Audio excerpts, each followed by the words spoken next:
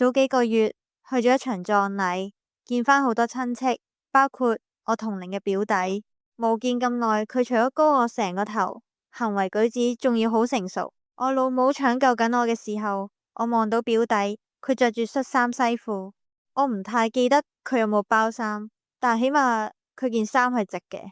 搞完一大輪儀式之後，我返出去唞，途中有個親戚捉住我，叫我名，我望都冇望就飛甩佢，走咗出去。跟住我就見到表弟同啲姐姐妹妹坐喺度截嘢，佢哋嘅老豆老母就圍住佢哋，同佢哋講嘢。我發現表弟同啲妹妹仔有講有笑，仲要好耐心咁教妹妹仔截嘢。相反，我就黑晒面，連嘢都唔肯講一句，好唔耐煩咁。